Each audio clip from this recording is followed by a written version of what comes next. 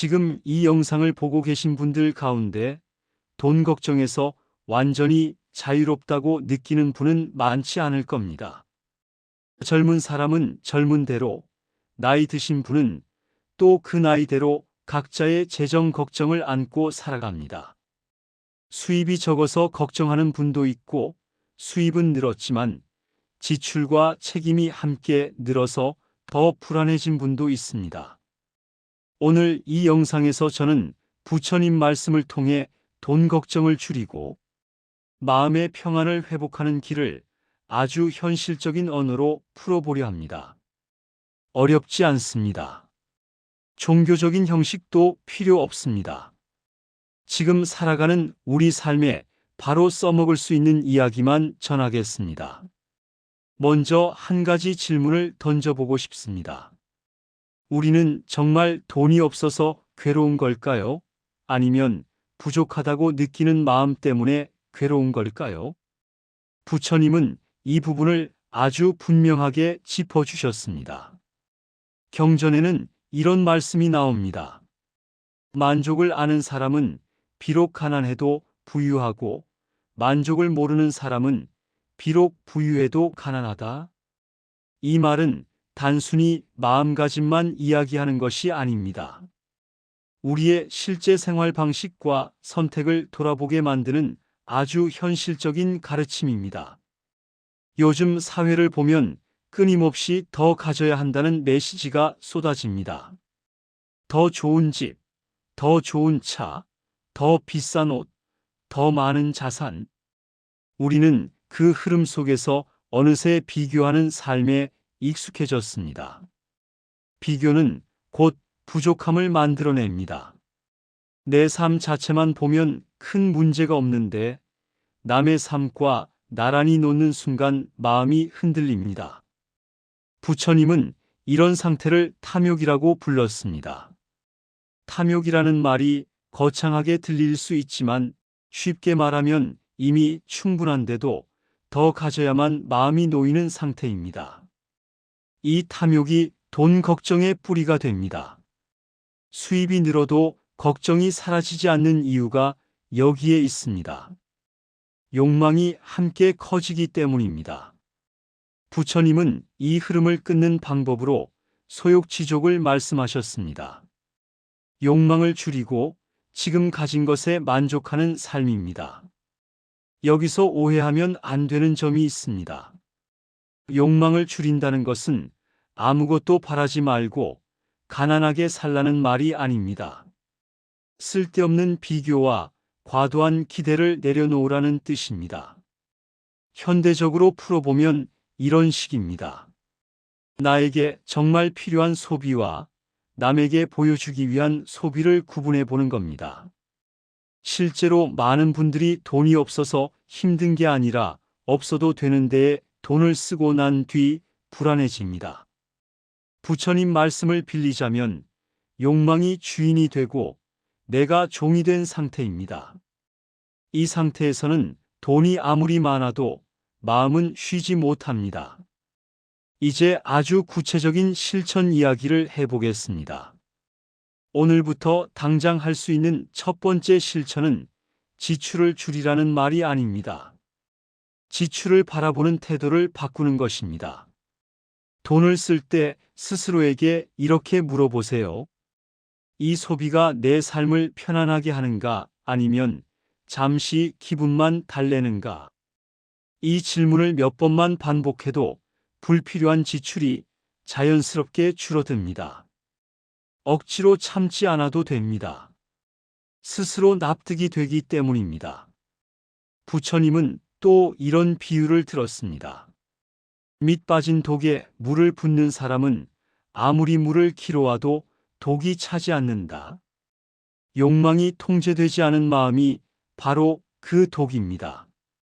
현대적으로 보면 끝없는 쇼핑, 끊임없는 투자 정보 탐색, 남의 수입과 자산을 들여다보는 습관이 여기에 해당합니다. 이런 행동은 불안을 해소하는 것처럼 보이지만 실제로는 불안을 키웁니다. 그래서 두 번째 실천은 정보 다이어트입니다. 특히 돈과 관련된 정보는 필요 이상으로 접하지 않는 것이 중요합니다. 하루에도 수십 번 주식, 부동산, 코인 이야기를 접하다 보면 마음이 쉴 틈이 없습니다. 부처님은 마음이 흩어지면 괴로움이 커진다고 하셨습니다.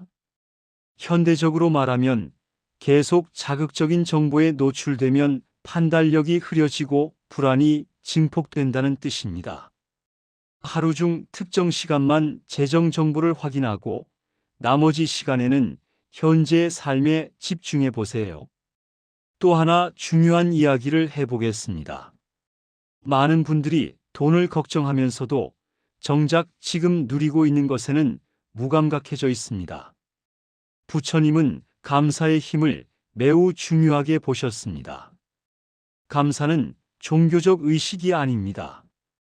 현실을 있는 그대로 바라보는 힘입니다.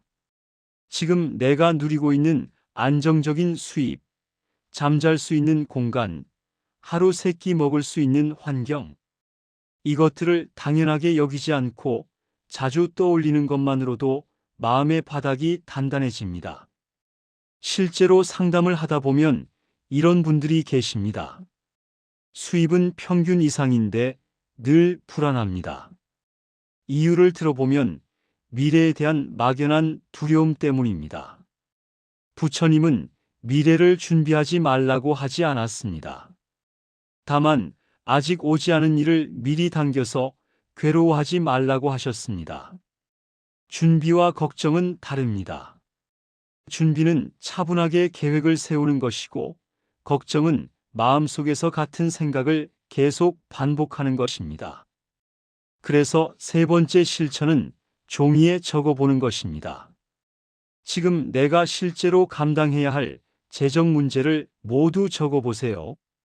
막연한 불안은 줄이고 구체적인 문제만 남기는 작업입니다. 적고 나면 생각보다 해결 가능한 것들이 많다는 걸 알게 됩니다. 부처님 말씀 중에 이런 내용이 있습니다. 어둠은 실체가 없고 빛을 비추면 사라진다. 문제를 글로 드러내는 것이 바로 그 빛입니다. 이제 만족에 대해 조금 더 깊이 이야기해 보겠습니다. 만족은 포기가 아닙니다. 만족은 선택입니다. 내가 무엇을 중요하게 살 것인가에 대한 선택입니다. 부처님은 행복을 외부 조건에서 찾지 말라고 하셨습니다. 돈은 삶을 돕는 도구이지 삶의 목적이 아닙니다. 이 관점이 분명해지면 돈과의 관계가 훨씬 편안해집니다. 예를 하나 들어보겠습니다. 같은 수입을 가진 두 사람이 있습니다. 한 사람은 항상 부족하다고 느끼고 다른 한 사람은 비교적 안정감을 느낍니다. 차이는 소비 습관과 기준입니다. 한 사람은 남의 기준으로 살고 다른 사람은 자신의 기준으로 삽니다. 부처님은 자기 삶의 기준을 세우는 것을 지혜라고 하셨습니다. 현대적으로 말하면 나만의 재정 기준선을 만드는 것입니다. 마지막으로 오늘 이 장의 핵심을 정리해 보겠습니다. 돈 걱정은 돈의 문제만이 아니라 마음의 문제입니다. 욕망이 커질수록 불안도 커집니다. 만족을 선택하면 지금 가진 것 안에서 평안을 발견할 수 있습니다. 비교를 줄이고 불필요한 정보에서 거리를 두고 현실을 글로 정리하고 감사할 줄 아는 마음을 키우는 것. 이것이 부처님이 말한 소욕지족의 현대적 실천입니다. 이 영상의 첫 부분에서 꼭 기억하셨으면 합니다. 돈이 많아져야 평안해지는 것이 아니라 평안해질 줄 아는 마음이 돈 걱정을 줄여줍니다. 이것이 오늘 나눈 부처님 말씀의 핵심입니다. 다음 이야기에서는 욕망을 줄이되 삶의 질은 오히려 높아지는 방법에 대해 더 깊이 나누어 보겠습니다. 앞에서 우리는 돈 걱정의 뿌리가 단순히 수입에 많고 적음이 아니라 욕망이 커지는 마음의 흐름에 있다는 이야기를 나눴습니다. 이번 영상의 이 부분에서는 한 걸음 더 들어가서 욕망을 줄이는데 삶이 초라해지기는커녕 오히려 더 단단해지고 안정되는 과정을 이야기해 보려 합니다. 많은 분들이 욕망을 줄인다고 하면 즐거움이 사라질까봐 걱정합니다. 하지만 부처님 말씀을 제대로 이해하면 정반대라는 걸 알게 됩니다. 부처님은 고통의 원인을 가래라고 설명하셨습니다. 가래라는 말이 어렵게 느껴질 수 있는데 쉽게 말하면 끊임없이 더 원하고 이미 가진 것에는 만족하지 못하는 마음입니다. 이 마음은 항상 조건을 붙입니다. 이 정도면 괜찮겠지. 하지만 조금만 더 있으면 좋겠다는 생각이 반복됩니다. 이 상태에서는 어떤 성취를 해도 마음이 잠시만 기뻤다가 다시 불안해집니다. 현대인의 삶을 보면 이 가래가 아주 교묘하게 작동합니다.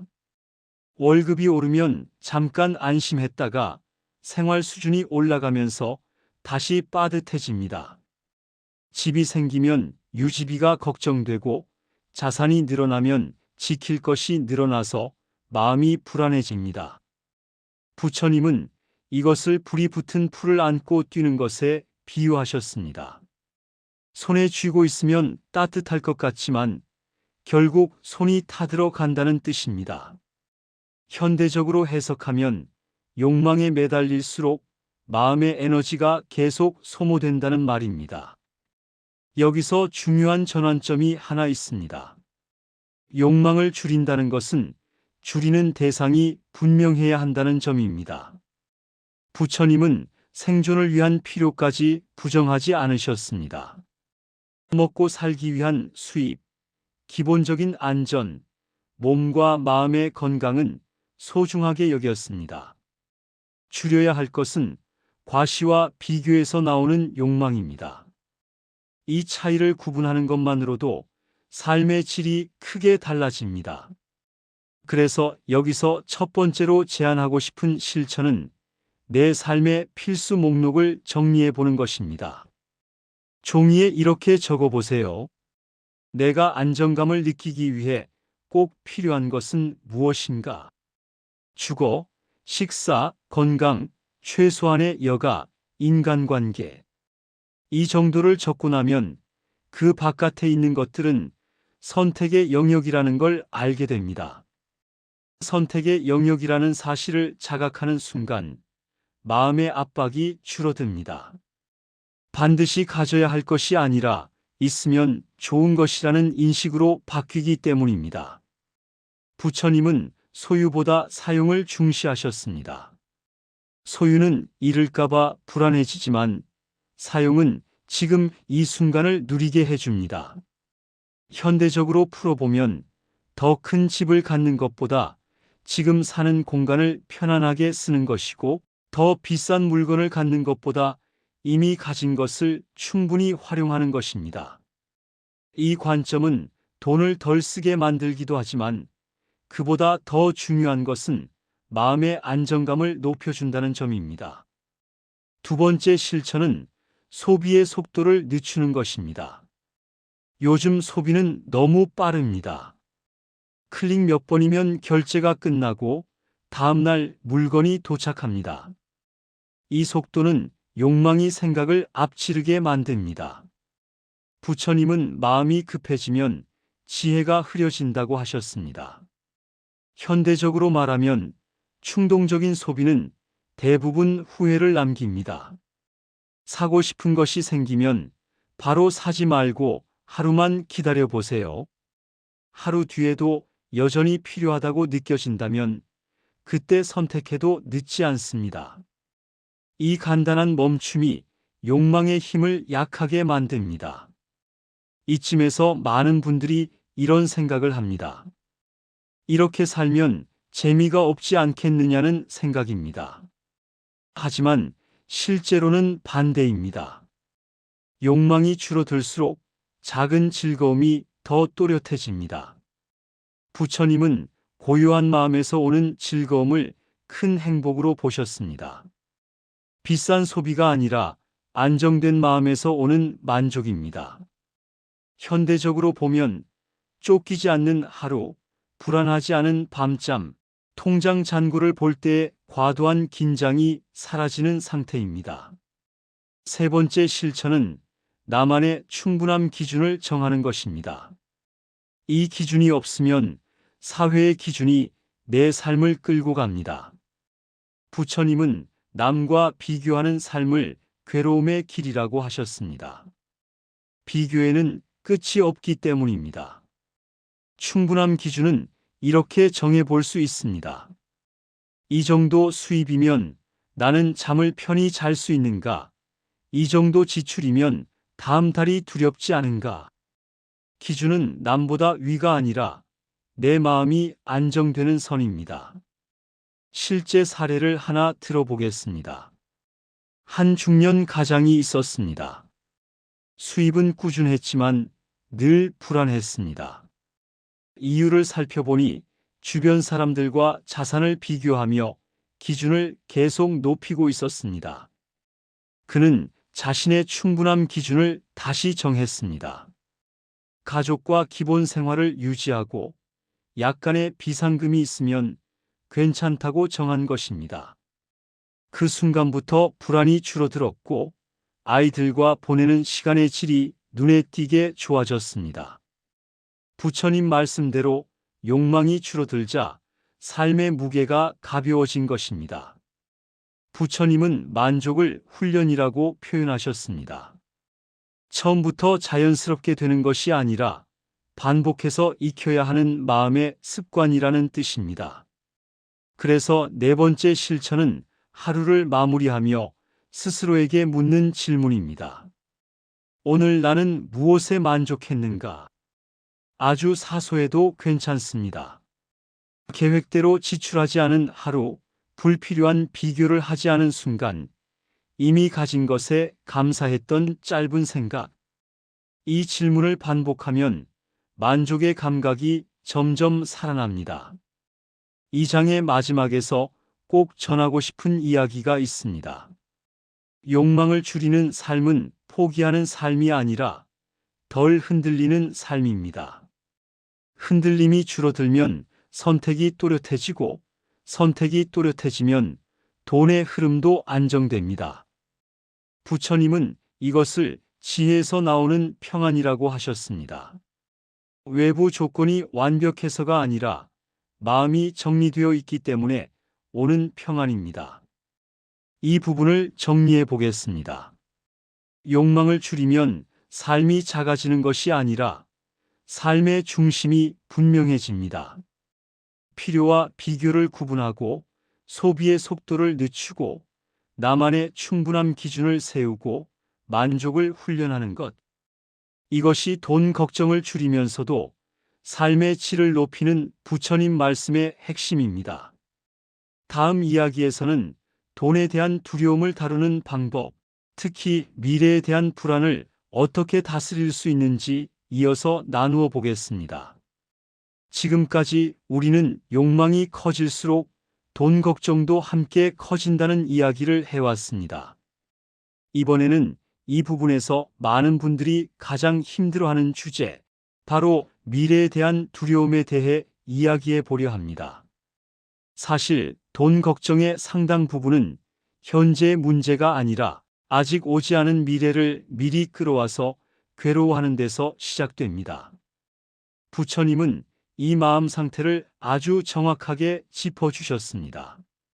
부처님은 걱정이란 아직 일어나지 않은 고통을 미리 살아보는 것이라고 말씀하셨습니다.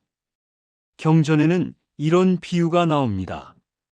화살을 맞은 사람이 첫 번째 화살로도 충분히 아픈데 스스로 두 번째 화살을 쏘아 다시 아파한다는 이야기입니다. 첫 번째 화살은 현실의 문제이고 두 번째 화살은 걱정과 두려움입니다. 현대적으로 풀어보면 실제로 당장 해결해야 할 재정 문제보다 상상 속의 최악의 시나리오가 우리를 더 지치게 만든다는 뜻입니다. 미래에 대한 두려움은 대부분 막연합니다. 노후에 돈이 모자라면 어떡하지? 갑자기 큰 병이 생기면 어떡하지?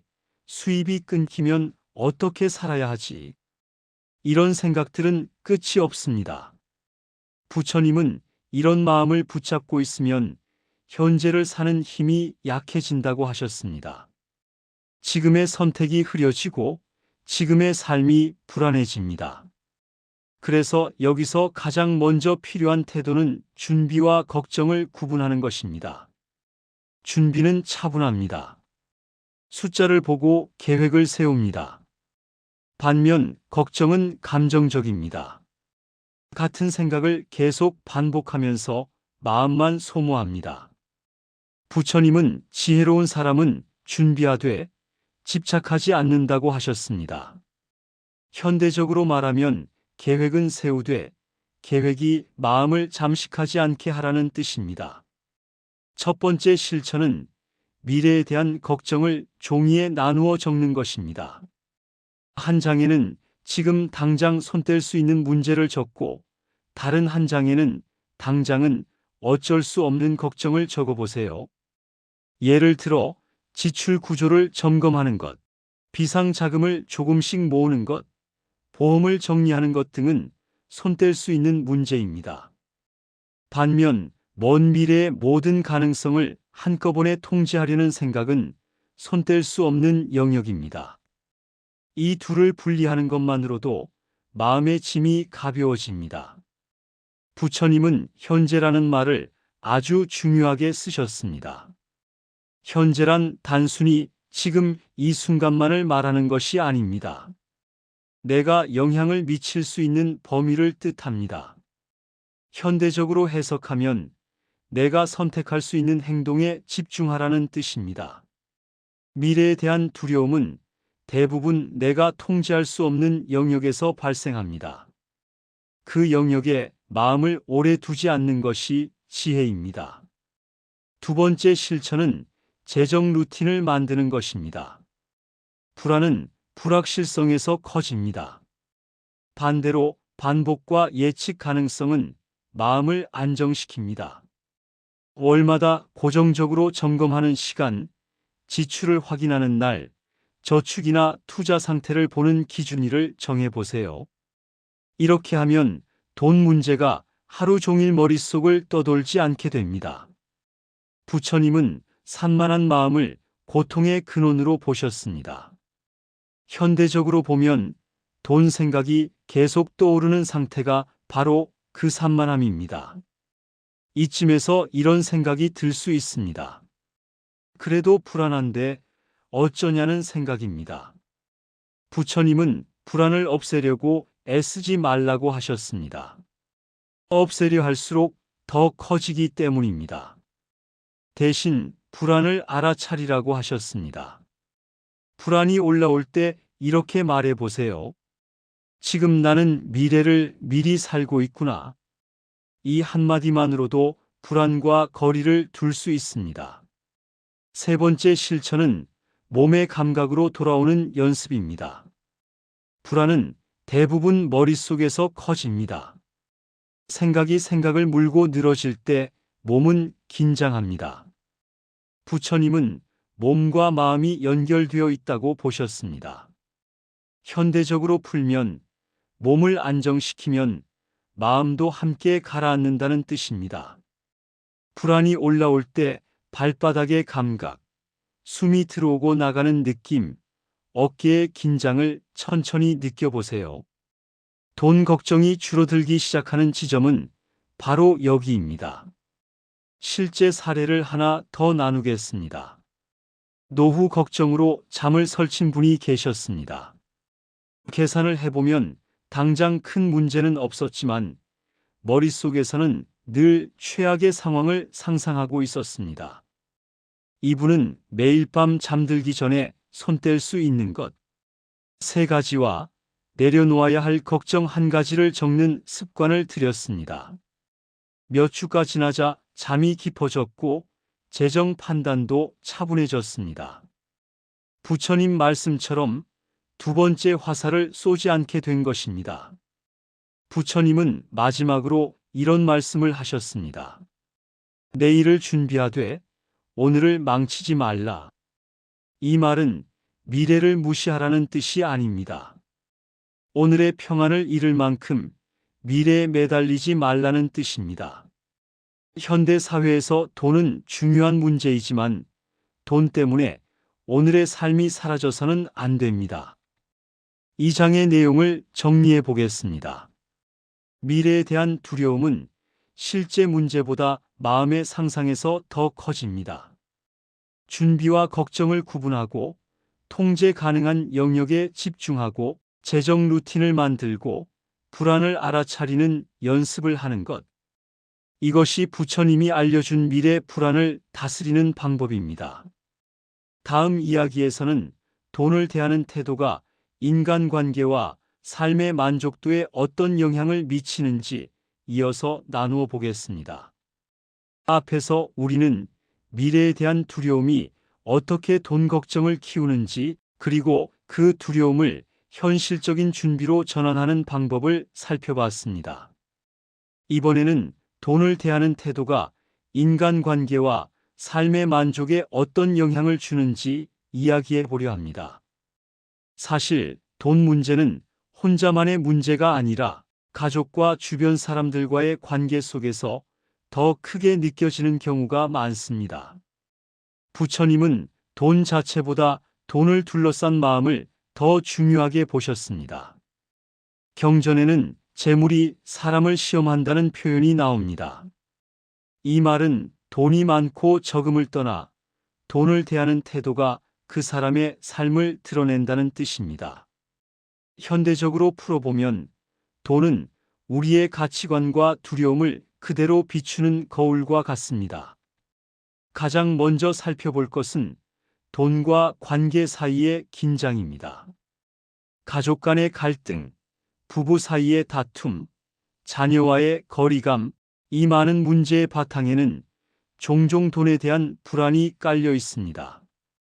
부처님은 탐욕이 관계를 마르게 만든다고 하셨습니다. 탐욕이란 앞에서 이야기했듯이 끝없이 더 가지려는 마음입니다. 이 마음이 강해질수록 사람은 나누기보다 움켜쥐게 됩니다.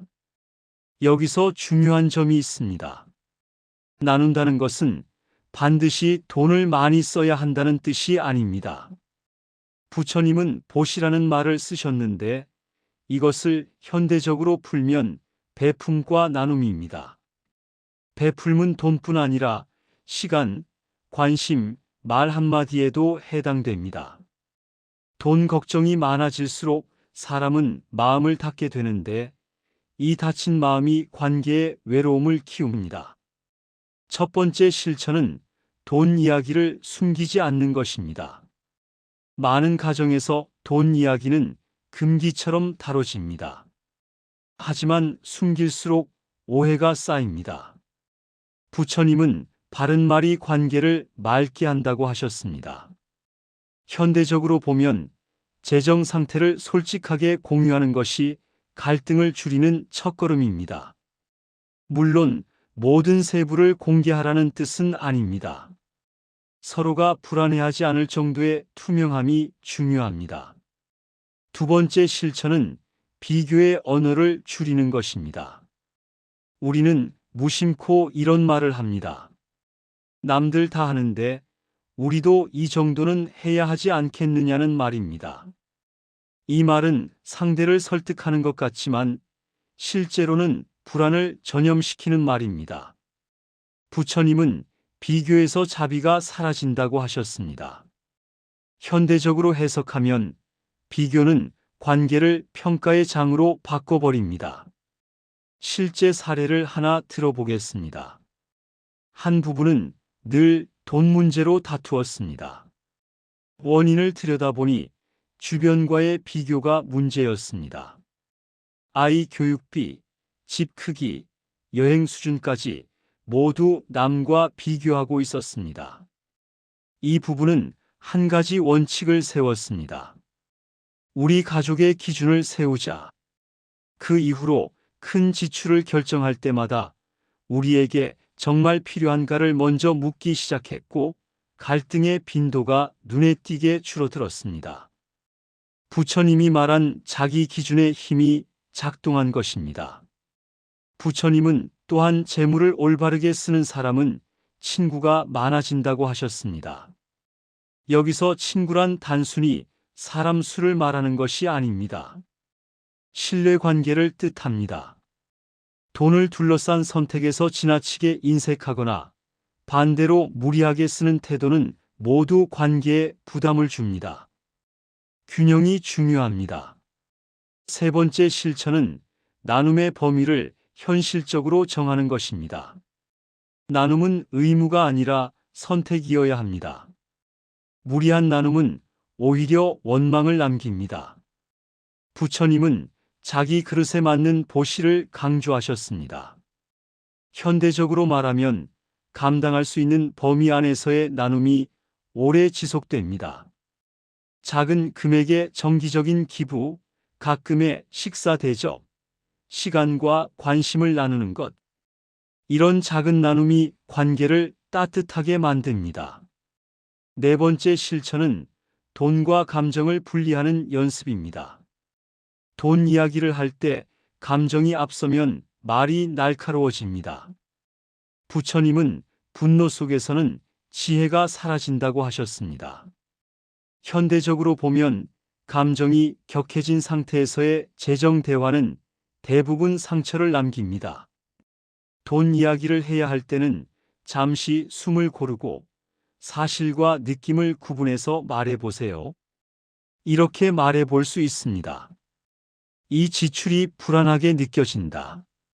이 방식은 상대를 공격하지 않으면서도 내 마음을 전달합니다. 이 장의 마지막에서 꼭 짚고 싶은 부분이 있습니다. 돈 걱정을 줄이는 길은 혼자만의 수행이 아니라 관계 속에서 함께 만들어가는 과정이라는 점입니다. 부처님은 공동체의 중요성을 늘 강조하셨습니다.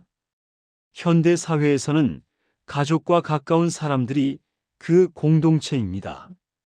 돈에 대해 솔직해지고 비교를 줄이고 현실적인 나눔을 실천하는 것만으로도 관계는 훨씬 부드러워집니다. 이 부분을 정리해 보겠습니다. 돈을 대하는 태도는 인간관계를 그대로 드러냅니다. 숨김은 오해를 낳고 비교는 갈등을 키웁니다. 반대로 투명함과 자기 기준, 현실적인 나눔은 관계를 안정시킵니다. 이것이 부처님이 알려준 돈과 관계의 균형입니다.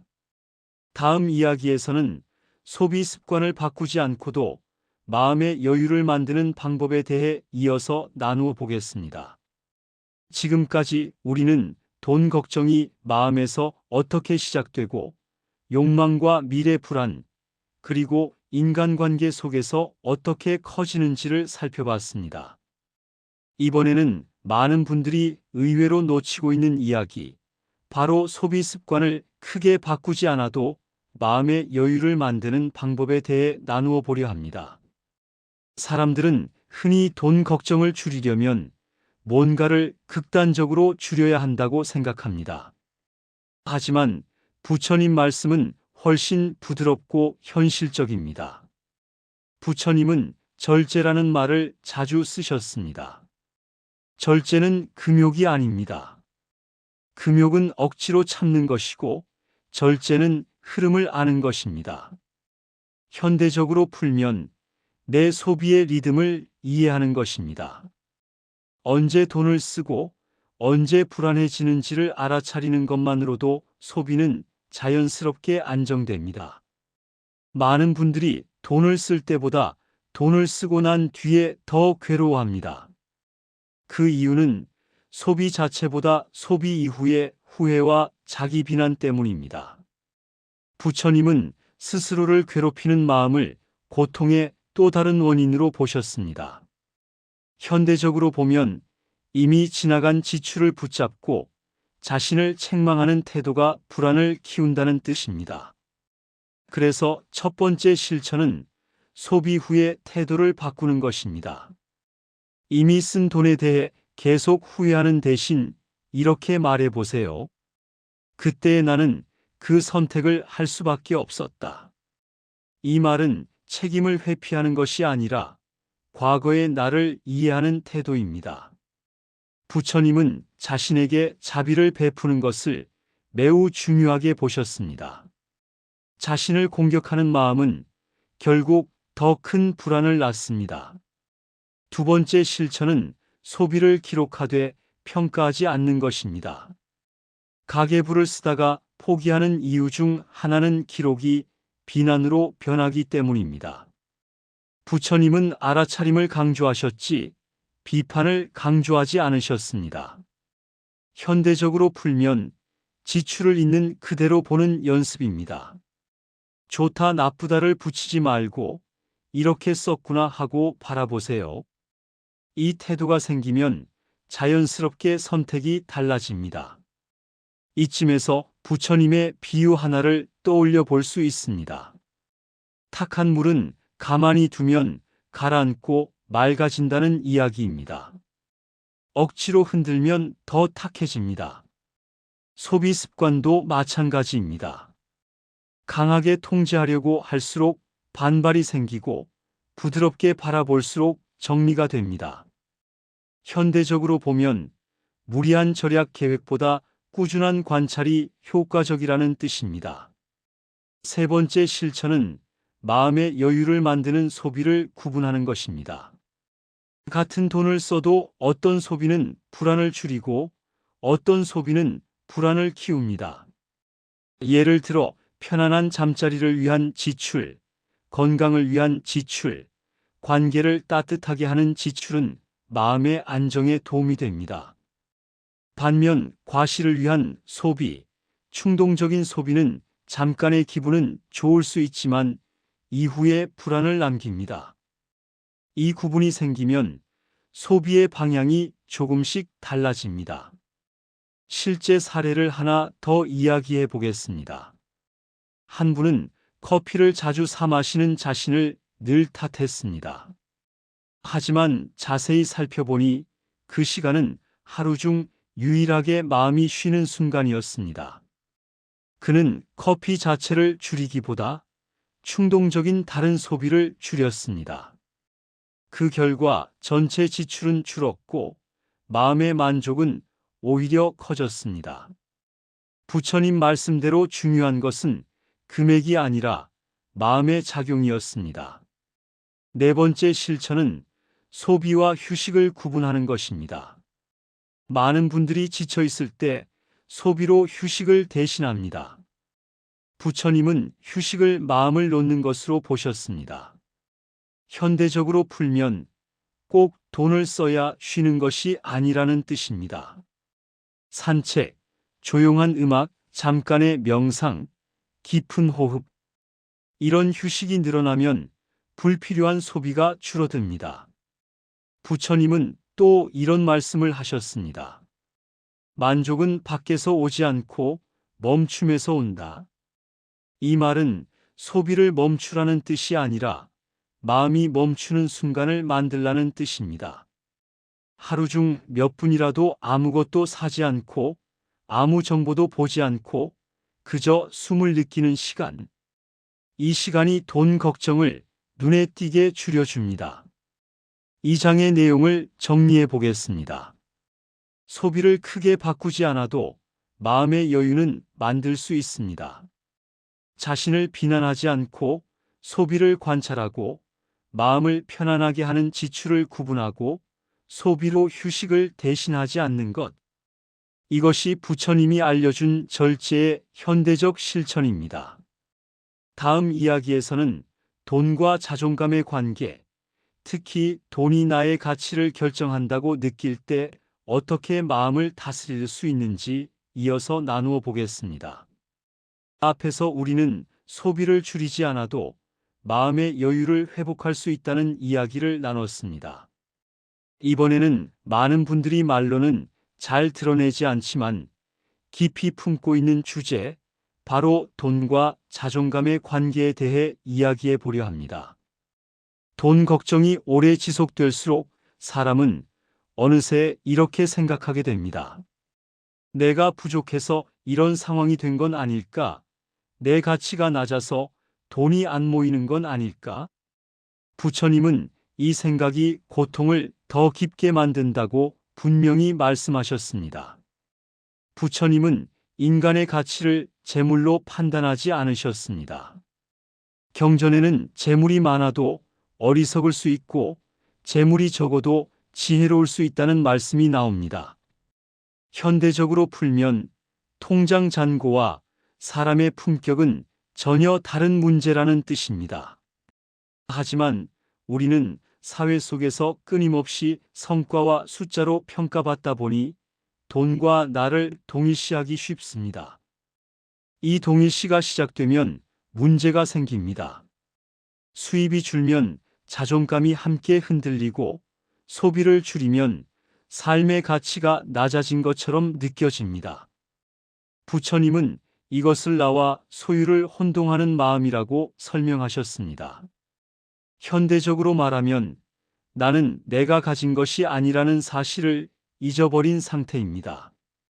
그래서 여기서 가장 중요한 첫 번째 실천은 나의 가치를 숫자에서 분리하는 연습입니다. 스스로에게 이렇게 말해 보세요. 지금의 수입은 나의 능력 전체를 보여주지 않는다. 이 말은 위로가 아니라 사실에 가깝습니다. 우리의 삶은 수많은 조건과 환경의 영향을 받습니다. 부처님은 이것을 인연이라고 불렀습니다.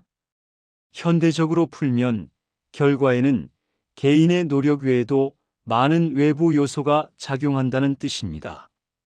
두 번째 실천은 역할과 존재를 구분하는 것입니다.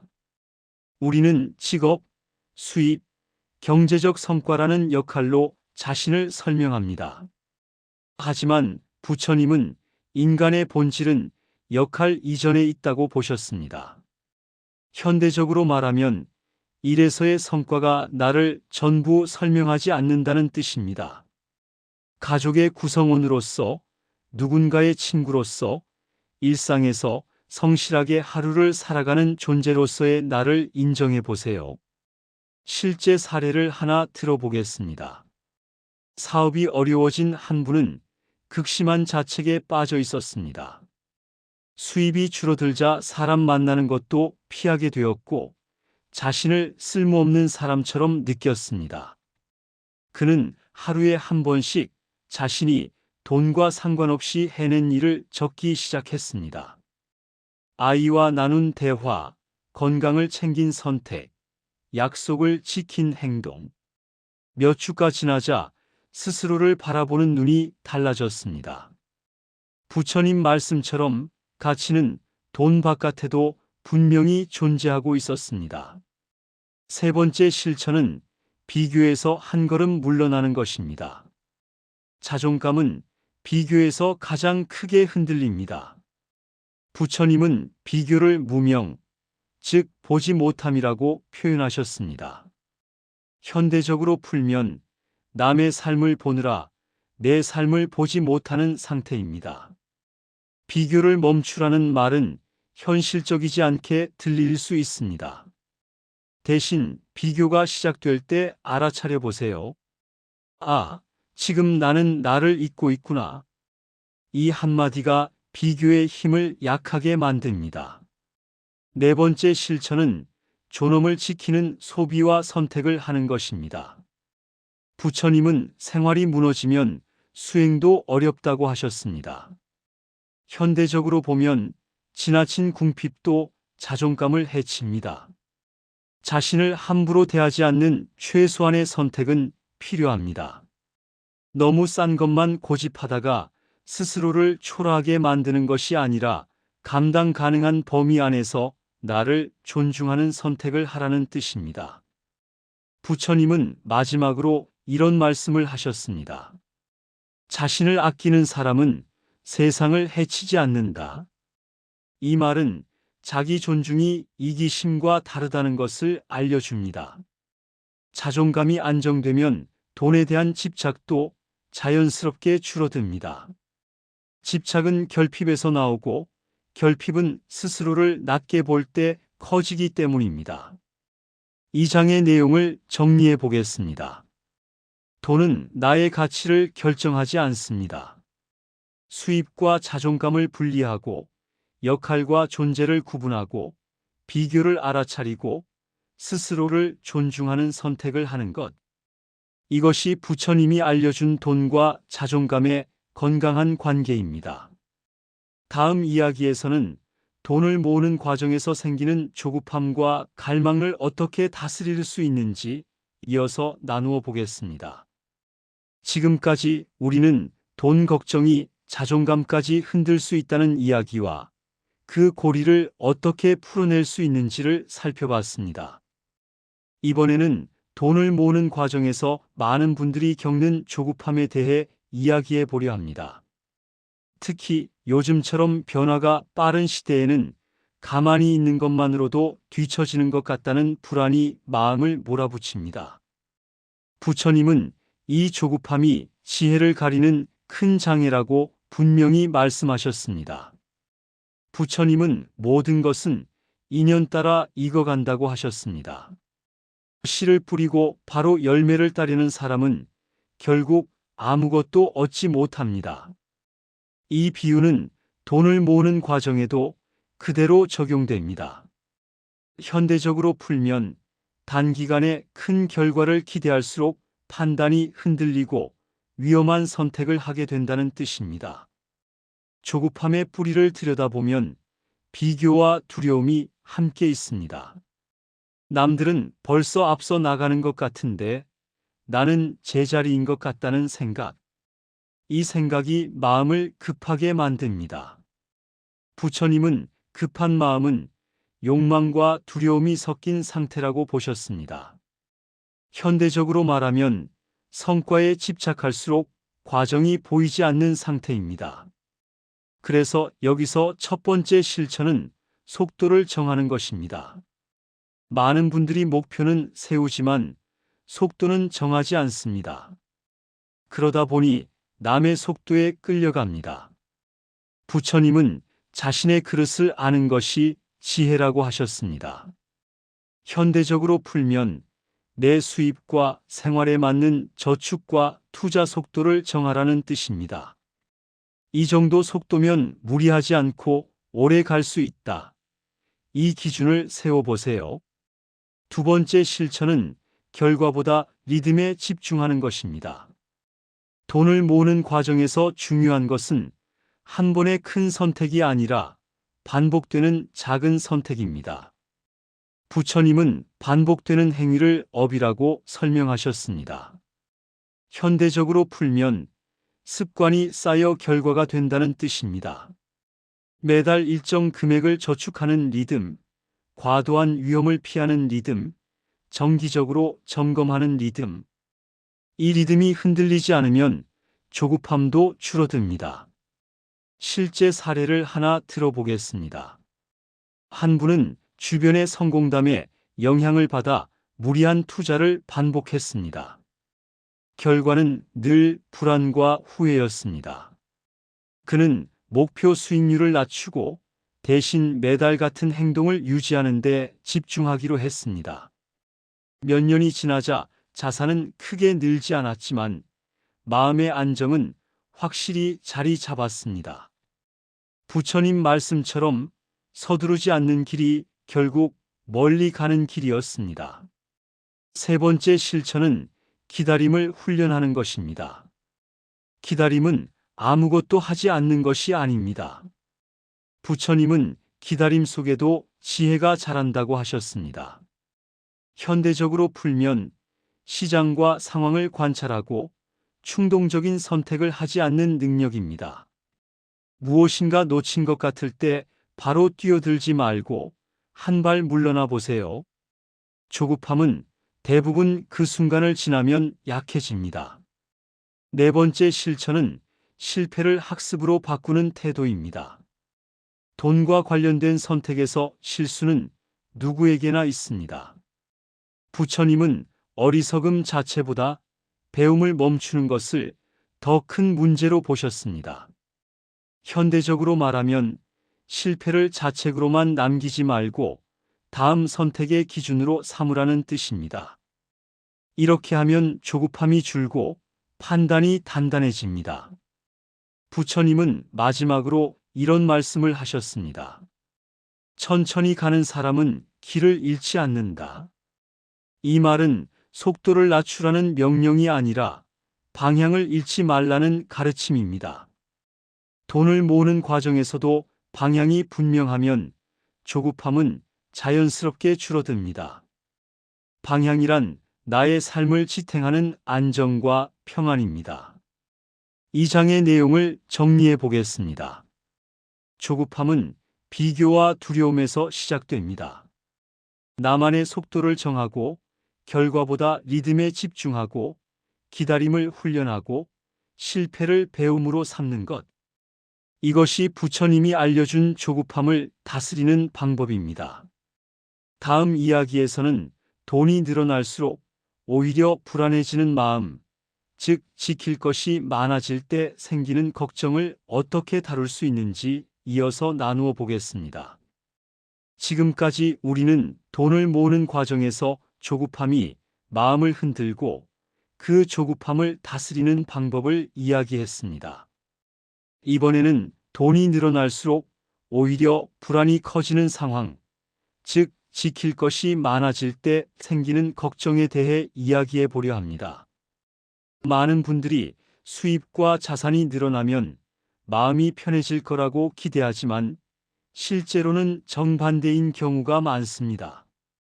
부처님은 이것을 욕심과 집착의 또 다른 형태로 보셨습니다.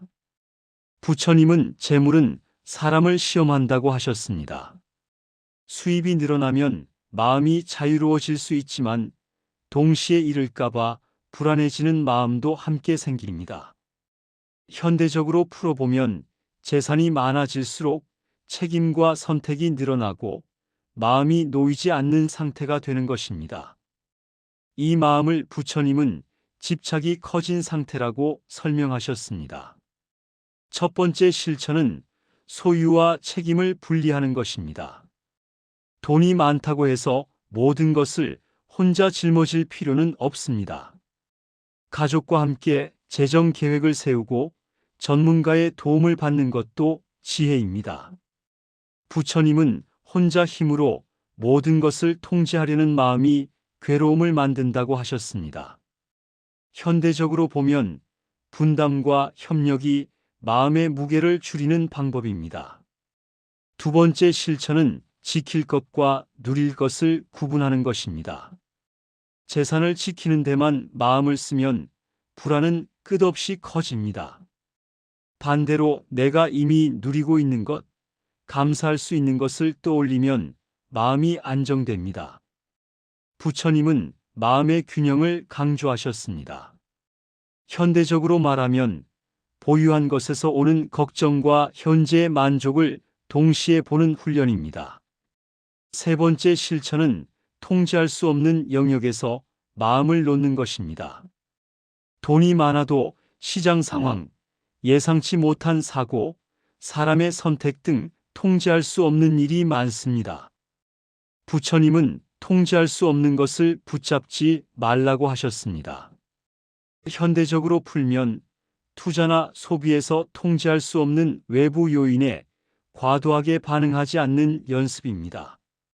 네 번째 실천은 작은 나눔과 베풀음을 실천하는 것입니다. 돈이 늘어나면 움켜쥐려는 마음이 커지기 쉽습니다. 부처님은 베푸는 마음이 마음을 안정시킨다고 하셨습니다.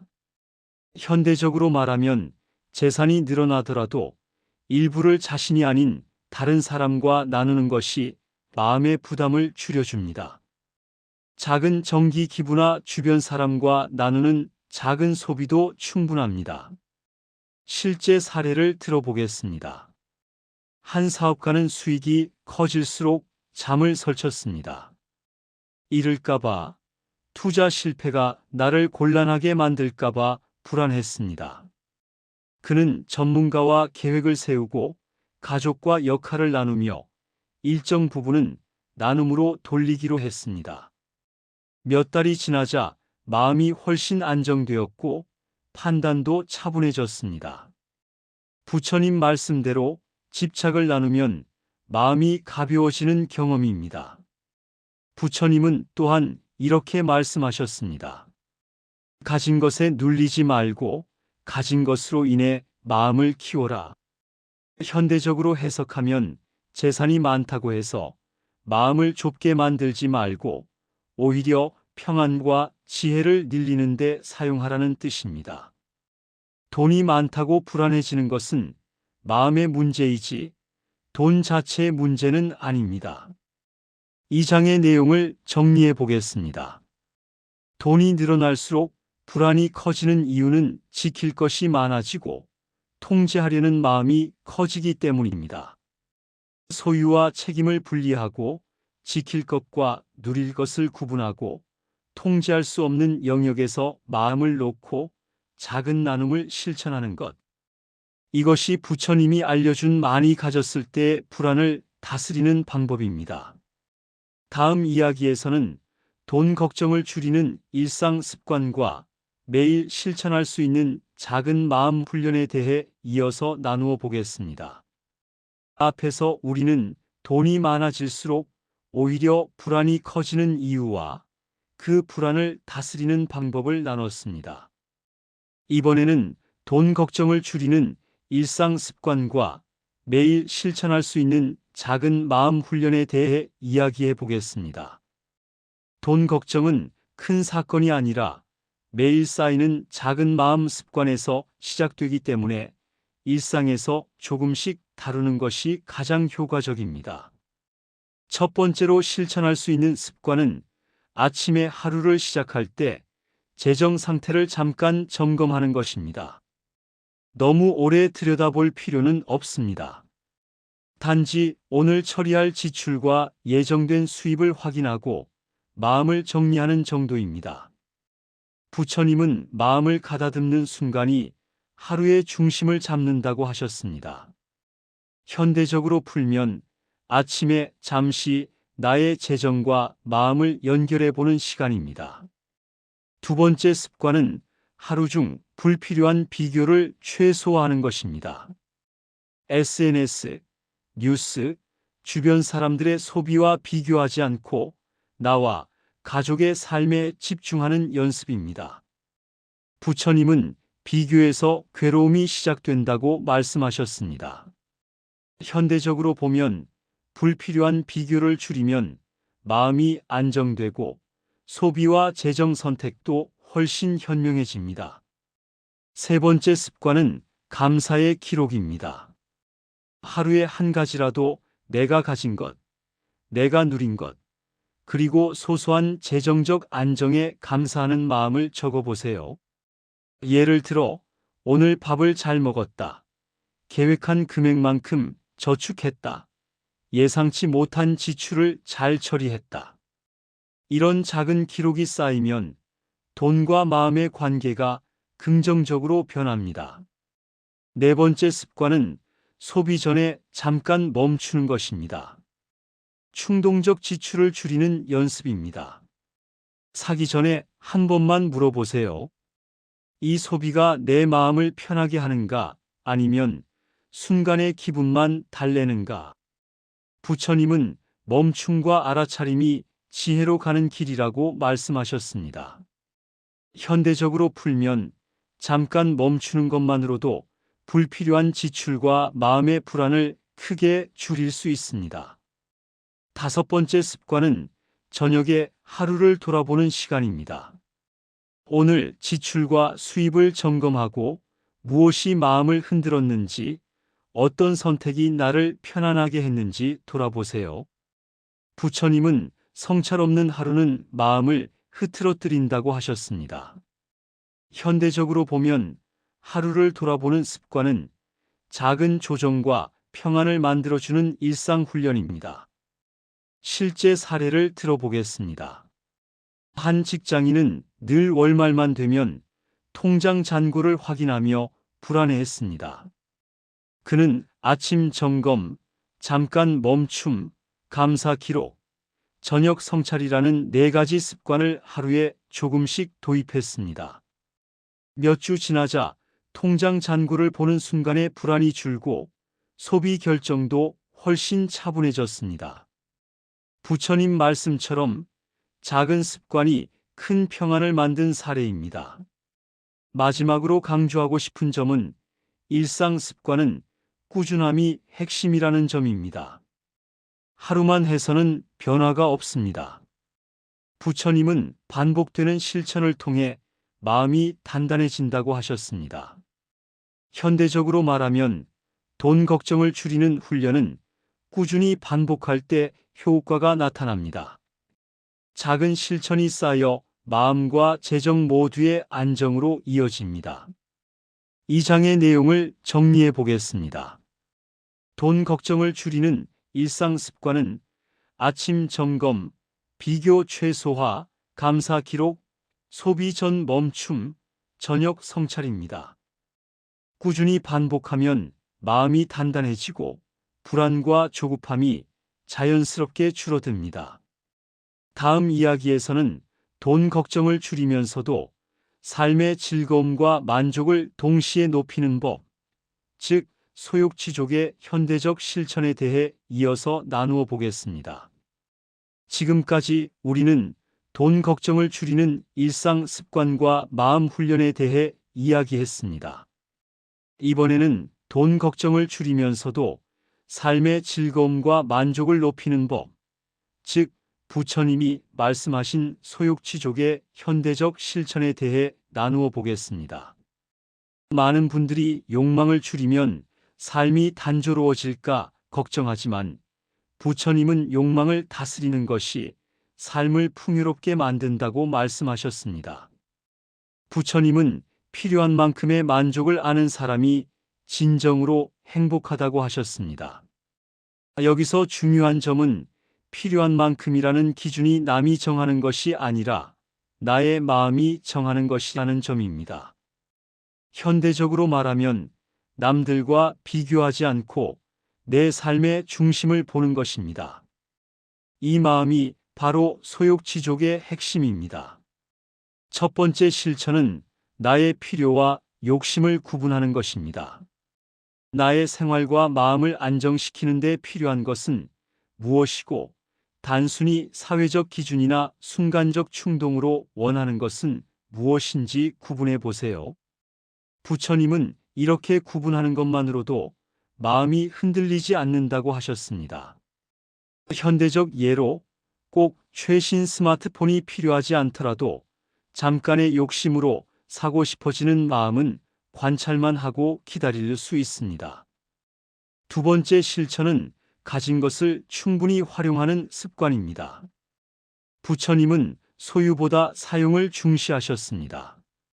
현대적으로 풀면 이미 가진 것을 충분히 누리고 즐기면 추가 욕심이 줄어든다는 뜻입니다. 예를 들어 이미 가지고 있는 가전제품이나 책, 옷, 취미용품을 충분히 활용하는 것입니다. 이렇게 하면 새로운 소비로 인한 마음의 긴장도 줄어듭니다. 세 번째 실천은 작은 즐거움에 집중하는 것입니다. 소욕취족은 큰 성취가 아니라 작은 순간의 만족에서 행복을 찾는 연습입니다. 부처님은 사소한 것에도 감사하는 마음이 큰 평안을 만든다고 하셨습니다. 현대적으로 예를 들면 차 한 잔을 마시며 잠시 호흡을 느끼거나 가족과 함께 산책하며 대화하는 시간을 충분히 즐기는 것입니다. 네 번째 실천은 비교와 평가를 줄이는 것입니다. 남들과 비교할수록 욕망이 커지고 만족감은 줄어듭니다. 부처님은 비교 없는 삶이 마음의 자유라고 하셨습니다. 현대적으로 말하면 SNS에서 남의 삶을 관찰하며 마음이 흔들리는 순간을 알아차리고 다시 나에게 집중하는 연습입니다. 실제 사례를 하나 들어보겠습니다. 한 직장인은 매달 새 옷을 사야만 기분이 좋아졌습니다. 하지만 한 달 동안 가진 옷과 액세서리를 조합해 즐기는 연습을 시작했습니다. 처음엔 불편했지만 점점 작은 조합에서 만족을 느끼게 되었고 충동적 소비도 줄었습니다. 부처님 말씀대로 욕심을 다스리면 오히려 삶이 풍요로워지는 경험입니다. 다섯 번째 실천은 삶의 중심을 명확히 하는 것입니다. 무엇이 나에게 안정과 평안을 주는지, 무엇이 나를 흔드는지 아는 것만으로도 소욕지족이 가능합니다.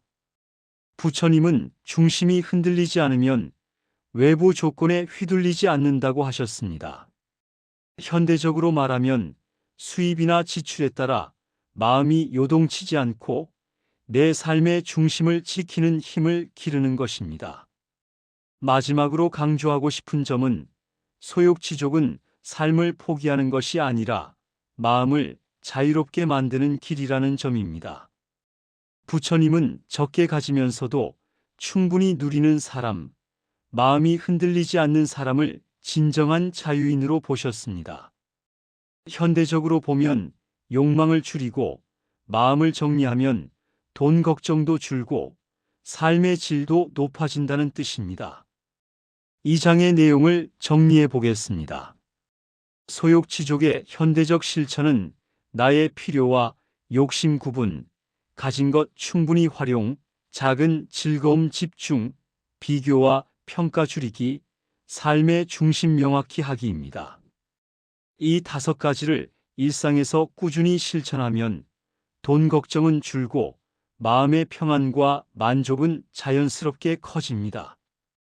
다음 이야기에서는 부처님이 강조하신 마음 챙김과 재정 스트레스 관리, 즉 돈 걱정이 올라올 때 마음을 다스리는 구체적 훈련법에 대해 이어서 나누어 보겠습니다.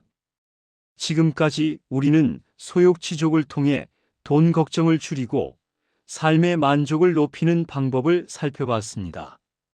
이번에는 부처님이 강조하신 마음 챙김을 활용한 재정 스트레스 관리법, 즉 돈 걱정이 올라올 때 마음을 다스리는 구체적 훈련법에 대해 이야기해 보겠습니다. 돈 걱정은 대부분 머릿속에서 생겨나기 때문에 마음을 다스리는 기술이 효과적입니다. 첫 번째 실천은 불안을 알아차리는 것입니다. 돈 걱정이 올라오면 부정하거나 억누르지 말고 마음속으로 이렇게 말해 보세요. 지금 나는 돈 때문에 불안해하고 있구나.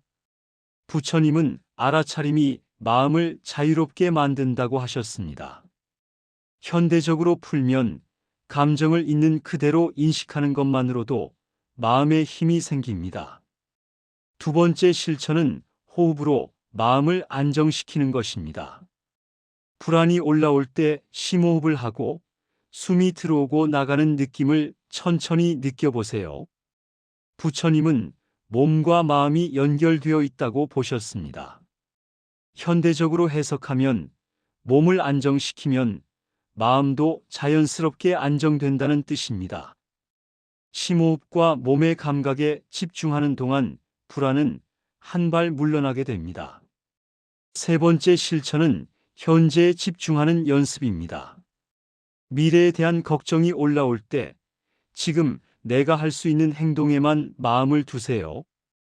부처님은 현재를 사는 사람이 평안을 얻는다고 하셨습니다. 현대적으로 보면 당장 통제 가능한 일, 예를 들어 오늘의 지출 점검이나 계획된 저축 실행에 집중하는 것입니다. 네 번째 실천은 생각을 글로 표현하는 것입니다. 불안을 종이에 적고 손뗄 수 있는 것과 손뗄 수 없는 것으로 나누어 보세요.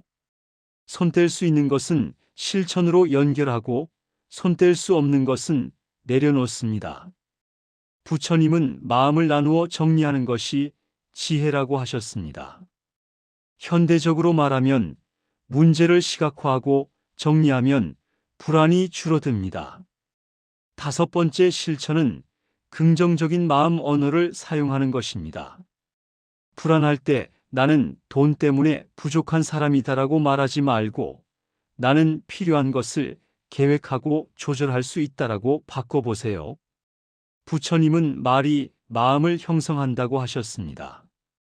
현대적으로 해석하면 스스로에게 쓰는 언어가 생각과 행동을 결정짓는다는 뜻입니다. 실제 사례를 들어보겠습니다. 한 직장인은 매달 월급이 들어올 때마다 불안했습니다. 그는 마음 챙김 훈련으로 호흡과 현재 집중, 글쓰기, 긍정 언어를 연습했습니다. 몇 주가 지나자 월급 통장을 확인하는 순간에도 불안이 크게 줄었고 소비 결정도 차분해졌습니다.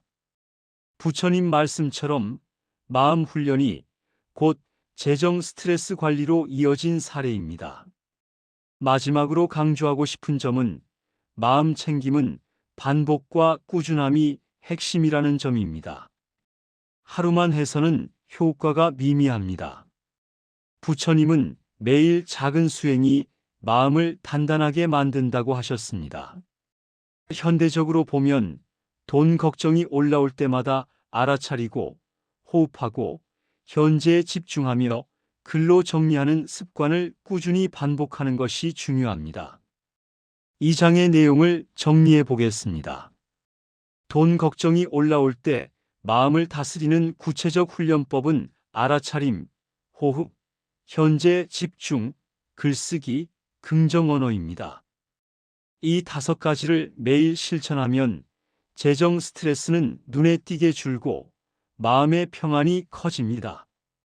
다음 이야기에서는 돈과 행복, 즉 돈과 삶의 만족을 연결하는 부처님식 사고와 현대적 실천법에 대해 이어서 나누어 보겠습니다. 지금까지 우리는 마음 챙김을 통해 돈 걱정을 다스리는 방법을 살펴봤습니다.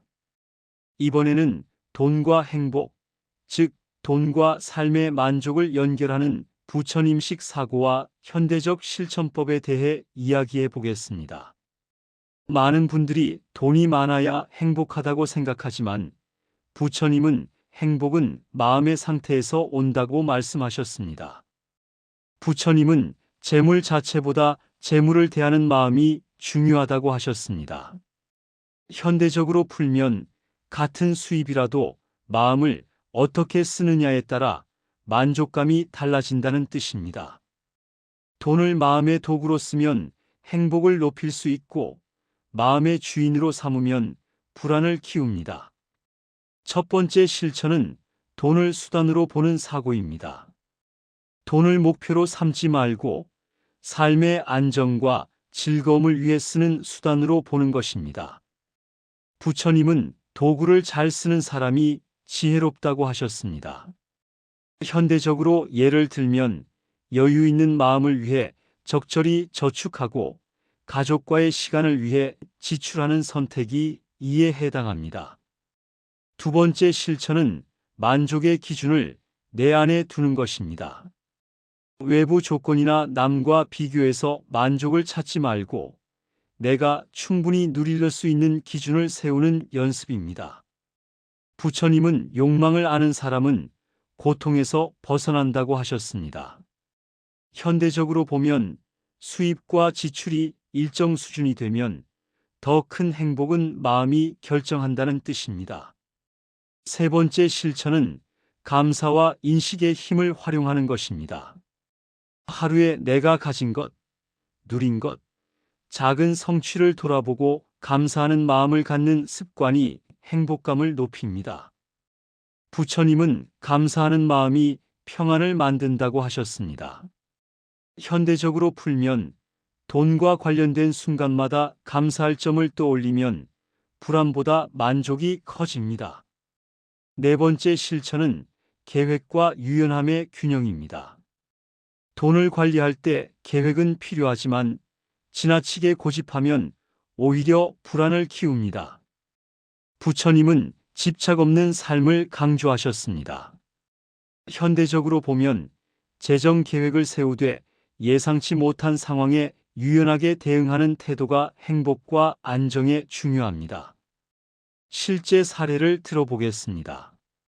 한 직장인은 늘 돈이 충분하지 않다고 느껴 스트레스를 받았습니다. 그는 수입을 목표로만 보던 사고를 바꾸고 돈을 가족과 자신을 위해 쓰는 도구로 바라보았습니다. 또한 감사와 현재에 집중을 매일 연습했습니다. 몇 달 지나자 불안은 줄고 매일 느끼는 만족감과 행복이 눈에 띄게 늘어났습니다. 부처님 말씀처럼 돈을 마음의 도구로 쓸 때 행복은 커집니다. 마지막으로 강조하고 싶은 점은 돈과 행복은 양립할 수 있다는 점입니다. 돈을 목적이 아니라 마음의 안정과 삶의 질을 높이는 도구로 바라보면 재정 스트레스는 줄고 행복은 자연스럽게 따라옵니다. 부처님은 욕망을 다스리는 사람이 진정으로 자유롭다고 하셨습니다. 현대적으로 말하면 마음의 자유가 행복과 만족을 결정합니다. 이 장의 내용을 정리해 보겠습니다. 돈과 행복을 연결하는 부처님식 실천법은 돈을 수단으로 보기, 만족 기준을 내 안에 두기, 감사와 인식 활용, 계획과 유연함 균형입니다. 이 네 가지를 일상에서 꾸준히 실천하면 돈 걱정은 줄고 삶의 만족과 행복은 자연스럽게 커집니다. 다음 이야기에서는 재정 스트레스가 큰 순간, 즉 돈 걱정이 폭발할 때 적용할 수 있는 긴급 마음 다스리기 방법에 대해 이어서 나누어 보겠습니다. 지금까지 우리는 돈과 행복을 연결하는 방법을 이야기했습니다. 이번에는 재정 스트레스가 큰 순간, 즉 돈 걱정이 갑자기 폭발할 때 적용할 수 있는 긴급 마음 다스리기 방법에 대해 나누어 보겠습니다. 돈 걱정이 갑자기 몰려오면 마음이 얼어붙거나 판단이 흐려지는 경우가 많습니다. 부처님은 이런 순간을 대비해 마음을 즉시 안정시키는 기술을 강조하셨습니다. 첫 번째 실천은 호흡으로 마음을 안정시키는 것입니다. 심장이 빨리 뛰고 불안이 커질 때 숨을 천천히 깊게 들이마시고 내쉬어 보세요. 부처님은 몸과 마음이 연결되어 있다고 하셨습니다. 현대적으로 풀면 호흡에 집중하는 순간 마음이 자연스럽게 차분해집니다. 긴급 상황에서는 단 3번의 깊은 호흡만으로도 마음이 조금씩 가라앉습니다. 두 번째 실천은 현재에 집중하는 것입니다. 돈 걱정이 커지면 머릿속은 미래의 불안으로 가득 찹니다. 부처님은 현재를 사는 사람이 평안을 얻는다고 하셨습니다. 현대적으로 보면 지금 내가 할 수 있는 행동, 예를 들어 지출 점검, 필요한 연락, 계획된 저축 실행에만 집중하는 것입니다. 생각이 미래로 달아나면 지금 여기로 돌아오세요. 세 번째 실천은 감정을 이름 붙이기입니다. 지금 나는 불안하다, 나는 조급하다, 걱정이 크다라고 스스로 말해보세요. 부처님은 알아차림이 마음을 자유롭게 만든다고 하셨습니다. 현대적으로 보면 감정을 언어로 표현하면 마음이 분리되고 즉각적인 긴장을 완화할 수 있습니다. 네 번째 실천은 통제 가능한 것과 불가능한 것을 구분하는 것입니다. 돈 걱정이 커질 때 내가 지금 통제할 수 있는 것과 할 수 없는 것을 나누어 보세요. 부처님은 붙잡을 수 없는 것은 내려놓으라고 하셨습니다. 현대적으로 풀면 통제할 수 없는 시장 상황이나 타인의 결정은 잠시 내려놓고 내가 행동할 수 있는 영역만 집중하면 마음이 한결 가벼워집니다. 다섯 번째 실천은 작은 행동으로 마음을 전환하는 것입니다.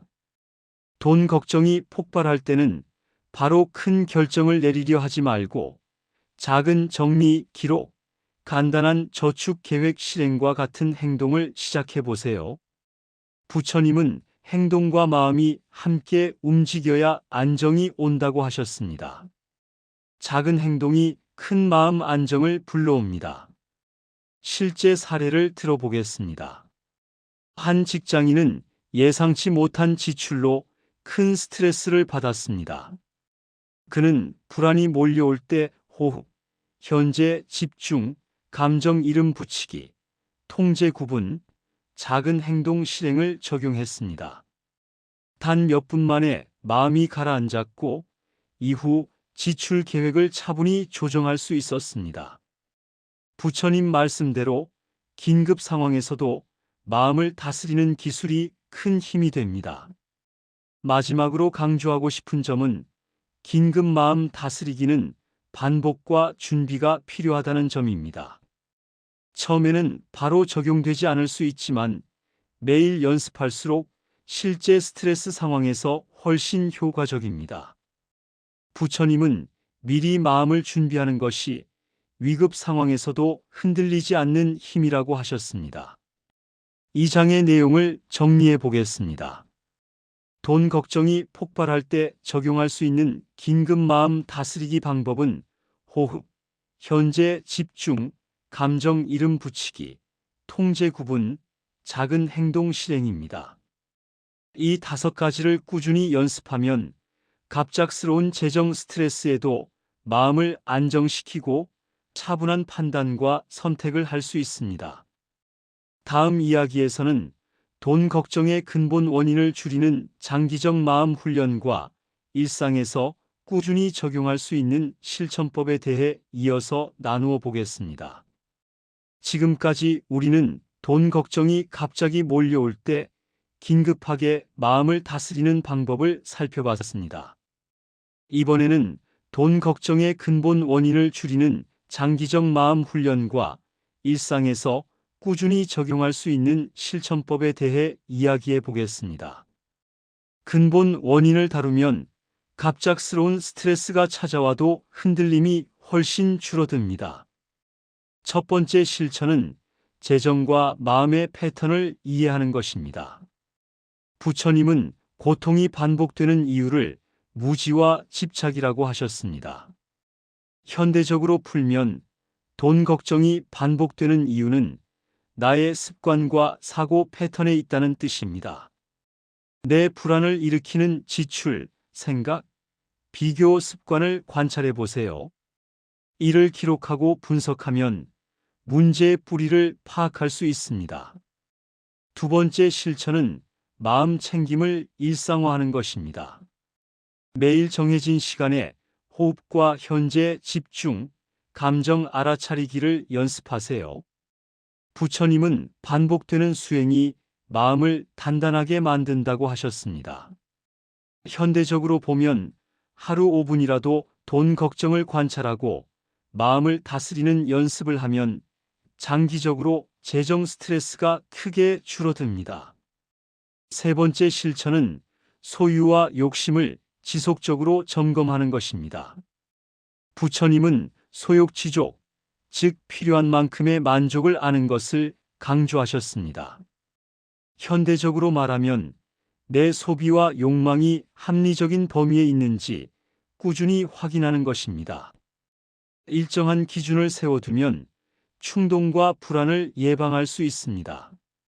네 번째 실천은 감사와 성취의 기록을 꾸준히 유지하는 것입니다. 매일 내가 이룬 작은 성취와 누린 것, 재정적으로 안정적인 부분을 적어보세요. 부처님은 감사가 평안을 만든다고 하셨습니다. 현대적으로 보면 반복되는 감사 기록은 불안을 줄이고 마음의 긍정적 패턴을 강화합니다. 다섯 번째 실천은 공동체와 연결되는 것입니다. 부처님은 공동체의 힘을 강조하셨습니다. 현대적으로 풀면 가족, 친구, 재정 전문가와 정기적으로 이야기를 나누고 도움을 주고받는 관계를 유지하는 것입니다. 혼자서 모든 걱정을 짊어지지 않아도 마음이 훨씬 가벼워집니다. 실제 사례를 들어보겠습니다. 한 직장인은 매달 지출과 저축으로 스트레스를 크게 느꼈습니다. 그는 하루 5분씩 마음 챙김, 감사 기록, 욕심 점검을 꾸준히 실천했고 월말마다 가족과 재정 계획을 공유했습니다. 몇 달 지나자 돈 걱정이 폭발하는 일이 줄고 소비와 저축 모두 안정적인 패턴을 유지하게 되었습니다. 부처님 말씀대로 장기적 훈련과 공동체가 마음을 단단하게 만든 사례입니다. 마지막으로 강조하고 싶은 점은 근본 원인을 다루는 마음 훈련은 인내가 필요하다는 점입니다.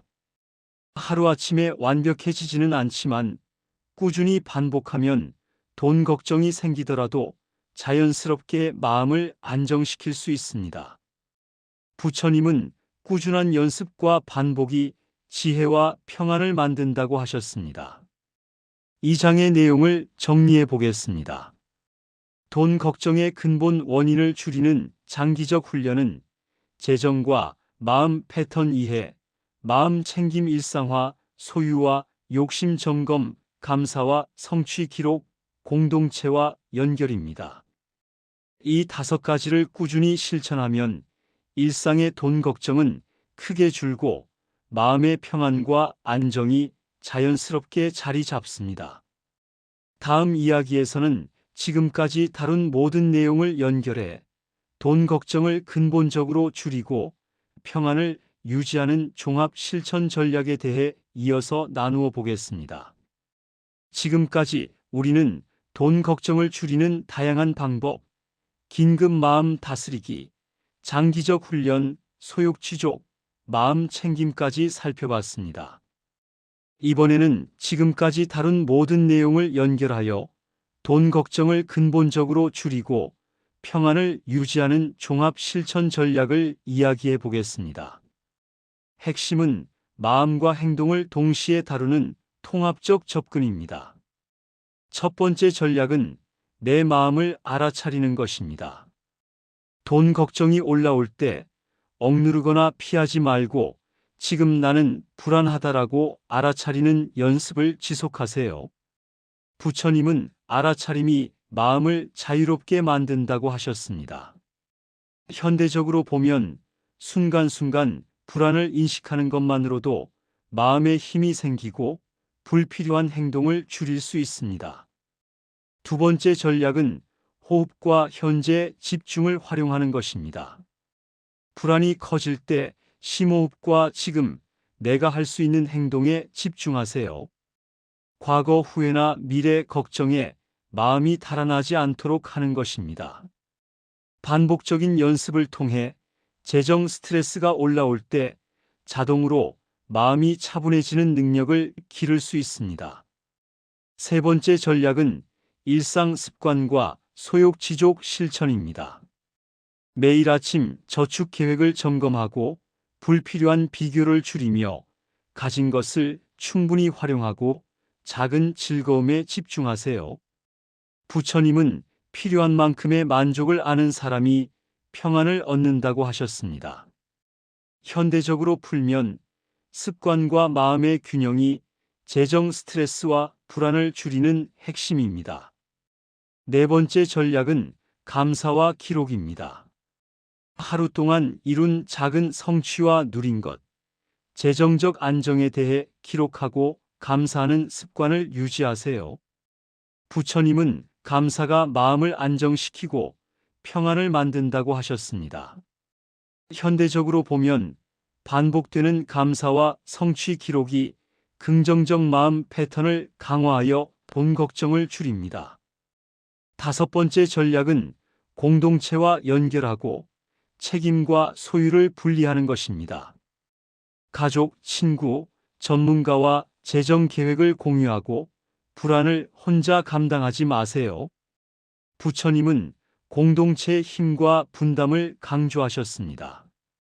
현대적으로 보면 도움과 공유가 마음의 무게를 줄이고 안정감을 줍니다.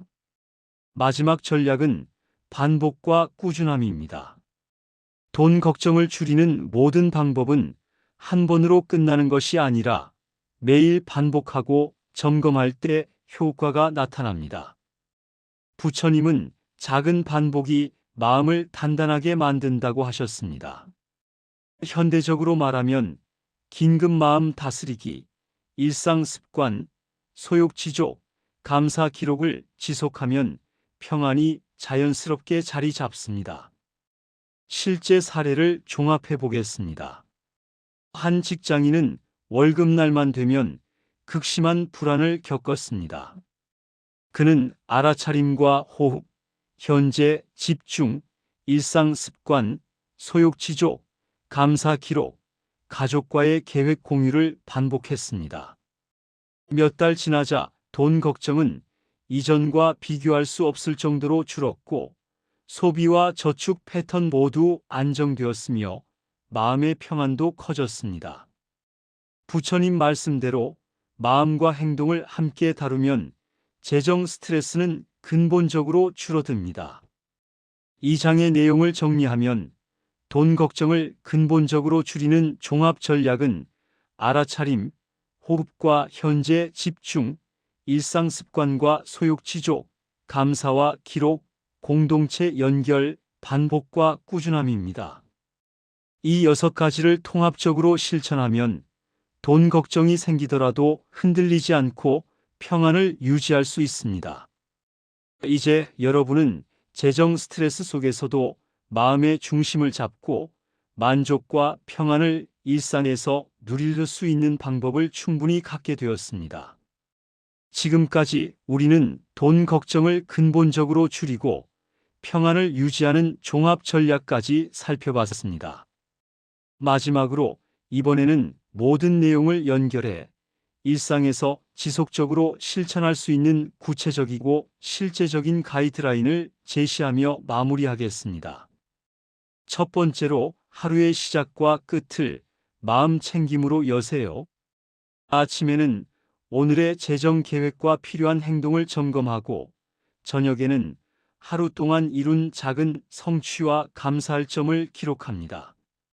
부처님은 하루를 돌아보는 습관이 마음을 단단하게 만든다고 하셨습니다. 현대적으로 보면 아침과 저녁 5분만 투자해도 마음과 재정 모두 안정됩니다. 두 번째로 돈과 마음의 관계를 분리하세요. 수입과 지출은 내 능력이나 가치를 평가하는 기준이 아니라 삶을 운영하는 도구일 뿐입니다. 부처님은 나와 소유를 혼동하지 말라고 하셨습니다. 현대적으로 말하면 돈과 자존감을 동일시하지 않고 재정적 변화에도 흔들리지 않는 마음을 기르는 것이 핵심입니다. 세 번째로 소욕지족을 일상에서 실천하세요. 필요 이상의 욕심을 줄이고 가진 것을 충분히 활용하며 작은 즐거움에 집중합니다. 비교와 평가를 줄이고 삶의 중심을 스스로 설정하는 연습이 필요합니다. 부처님은 적게 가지면서도 충분히 누리는 사람에게 진정한 자유가 있다고 말씀하셨습니다. 네 번째로 긴급 돈 걱정에는 마음 다스리기 기술을 사용하세요. 호흡, 현재 집중, 감정 이름 붙이기, 통제 구분, 작은 행동 실행을 반복합니다. 부처님은 위급한 상황에서도 마음을 다스릴 수 있어야 평안이 유지된다고 하셨습니다. 현대적으로 보면 돈 걱정이 몰려올 때 즉시 적용할 수 있는 기술이 안정감을 만들어줍니다. 다섯 번째로 장기적 훈련을 꾸준히 유지하세요. 마음 챙김, 감사 기록, 욕심 점검, 공동체와 연결은 반복될수록 효과가 커집니다. 부처님은 반복과 꾸준함을 통해 마음이 단단해진다고 하셨습니다. 현대적으로 보면 일상 속 작은 훈련이 장기적으로 돈 걱정을 근본적으로 줄이는 힘이 됩니다. 마지막으로 돈을 마음의 도구로 활용하세요. 돈을 목표로 삼지 말고 삶의 안정과 행복을 위해 현명하게 사용합니다. 부처님은 도구를 올바르게 쓰는 사람이 지혜롭다고 하셨습니다. 현대적으로 보면 돈이 삶의 질과 마음의 평안을 높이는 수단이 될 때 돈 걱정은 자연스럽게 줄어듭니다. 종합적으로 정리하면 돈 걱정을 줄이고 평안을 유지하는 길은 알아차림과 마음 챙김, 소욕지족, 긴급 마음 다스리기, 장기적 훈련, 돈을 도구로 활용하는 통합적 접근입니다. 이 6가지를 꾸준히 일상에서 실천하면 재정 스트레스 속에서도 흔들리지 않고 삶의 만족과 평안을 동시에 누릴 수 있습니다. 이제 여러분은 돈 걱정으로 마음이 흔들릴 때 부처님이 가르쳐 주신 지혜와 현대적 실천법을 통해 평정을 유지하며 삶을 운영할 수 있는 방법을 충분히 갖게 되었습니다. 영상은 여기서 마무리하지만 실제 삶 속에서 하루하루 실천하는 것이 가장 중요합니다. 마음과 행동이 함께 움직일 때 돈 걱정은 줄고 평안과 만족은 자연스럽게 찾아옵니다. 지금까지 이번 영상에서 다룬 모든 내용을 정리하며 마지막으로 여러분께 드리고 싶은 이야기를 전하겠습니다. 돈 걱정은 단순히 재정적 문제가 아니라 마음과 연결된 문제입니다. 부처님은 마음을 다스리는 것이 고통을 줄이는 근본이라고 말씀하셨습니다. 현대적으로 보면 재정 스트레스도 마음 훈련과 습관, 삶의 태도로 충분히 관리할 수 있습니다. 핵심은 3가지입니다. 첫째, 돈과 마음을 분리하는 것입니다. 수입과 지출이 내 가치와 자존감을 결정하지 않는다는 사실을 항상 기억하세요. 둘째, 소욕지족과 감사, 현재 집중을 통해 욕망과 불안을 다스리는 것입니다. 필요한 만큼 누리고 가진 것에서 즐거움을 찾으며 순간순간을 알아차리는 연습을 꾸준히 하세요. 셋째, 반복과 습관을 통해 마음을 단단하게 만드는 것입니다. 하루에 몇 분씩 마음 챙김, 감사 기록, 작은 실천을 반복하면 장기적으로 돈 걱정은 크게 줄고 평안은 자연스럽게 자리 잡습니다. 실제 삶에서 적용하려면 작은 단계부터 시작하는 것이 좋습니다.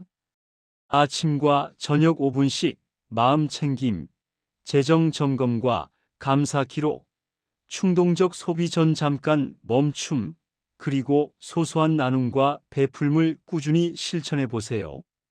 이렇게 작은 반복이 모여 돈 걱정을 근본적으로 줄이고 마음의 평안과 삶의 만족을 높이는 힘이 됩니다. 마지막으로 강조하고 싶은 것은 돈 걱정이 완전히 사라지지는 않을 수 있지만 마음이 흔들리지 않고 평정을 유지할 수 있다는 점입니다. 부처님은 마음의 중심을 잡는 것이 진정한 자유라고 하셨습니다. 현대적으로 말하면 재정 스트레스 속에서도 흔들리지 않고 삶을 안정적으로 살아가는 힘을 기르는 것입니다. 이번 영상을 통해 여러분은 돈 걱정을 줄이고 마음의 평안과 삶의 만족을 동시에 얻는 부처님식 지혜와 현대적 실천법을 충분히 배웠습니다. 중요한 것은 이 지혜를 매일 일상에서 실천하며 몸과 마음으로 익히는 것입니다. 지금 이 순간부터 작은 실천을 시작하면 돈 걱정이 찾아올 때도 흔들리지 않는 평안을 경험할 수 있습니다. 영상은 여기서 마무리합니다.